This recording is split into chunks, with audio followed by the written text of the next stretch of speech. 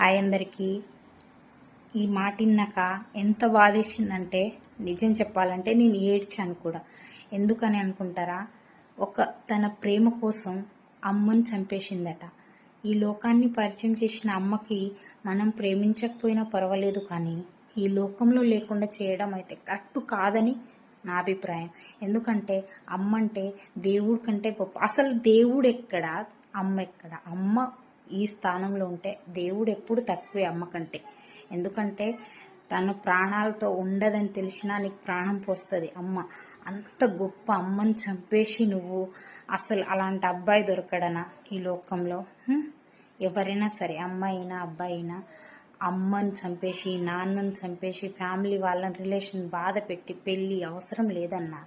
పెళ్ళి అనేది రెండు కుటుంబాలు కలిసి ఉండడానికి, కానీ రెండు కుటుంబాలు అసలు మొత్తానికి ఈ జీవితంలో ఎప్పుడు కలవకుండా ఉండి మనం పెళ్లి చేసుకుని మనం సంతోషంగా ఉండాలి అనుకోవడం అయితే అది చాలా వరకు మూర్ఖత్వం.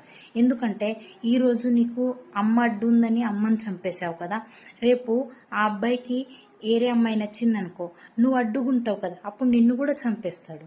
అప్పుడు అసలు ఆలోచించాడు. అప్పుడు ఏమంటాడు తెలుసా నిన్ను?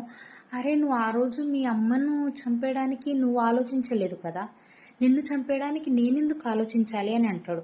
అప్పుడు నీ దగ్గర సమాధానం అయితే అస్సలు ఉండదు. కాబట్టి చెప్తున్నా, ఎవరైనా ప్రేమించి పెళ్లి చేసుకోవడం తప్పు కాదు, కానీ అమ్మ నాన్నలు వద్దన్నప్పుడు వదిలేయాలి. వాళ్ళు ఎందుకు చెప్తారు తెలుసా? వాళ్ళు లైఫ్ని చూశారు కాబట్టి. నెక్స్ట్ జనరేషన్లో ఎలా బ్రతుకుతావు నువ్వు, వాళ్ళు నీకంటే ముందే చూసేస్తారు. కాబట్టి వద్దని అన్నప్పుడు ఎందుకు అంటున్నారో. చాలామంది వద్దన్నాక పెళ్లి చేసుకొని చనిపోయిన అమ్మాయిలు ఎంతోమంది ఉన్నారు. వద్దని అమ్మ నాన్నలు చెప్పాక అబ్బాయి పెళ్లి చేసుకుని అబ్బాయిలు కూడా చనిపోయిన వాళ్ళు ఎందరో ఉన్నారు. ఈ రోజుల్లో నువ్వు ఒక్క మనిషిని నువ్వు బ్రతకడానికే చాలా కష్టంగా ఉంది. అలాంటిది నీకు ఒక భార్య తర్వాత పిల్లల తర్వాత వాళ్ళకి చదువుకోవడం. అప్పుడు నీకు ఎంత చేసినా కూడా, నువ్వు ఎంత జాబ్ చేసినా, ఎంత దునియాలో మొత్తం పీకినా కూడా అమ్మ నాన్నల సపోర్ట్ లేకుండా నువ్వు ఈ భూమి మీద బ్రతకలేవు. వాళ్ళని చంపేయకు. ఈ లోకాన్ని పరిచయం చేసిన నీకు ఈ లోకంలో లేకుండా చేసే హక్కు అయితే నీకు లేదు. నువ్వు పెళ్లి చేసుకోవాలనుకుంటే ఒప్పి వాళ్ళ కాళ్ళు పట్టుకో, కానీ ఈ లోకంలో లేకుండా చెయ్యకు. ఎందుకంటే ఆ పాపం నీకు ఊరికనే అస్సలు పోదు.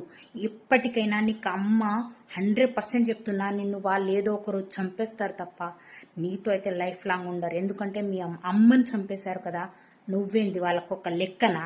కాబట్టి ఏ అమ్మాయి అయినా ఆలోచించు. ఇప్పుడు నీకు అర్థం కాదు, డెలివరీటప్పుడు అమ్మ స్థానం అర్థమవుతుంది. పిచ్చి ముఖాలు మీకు అర్థం కాదు అసలు ఈ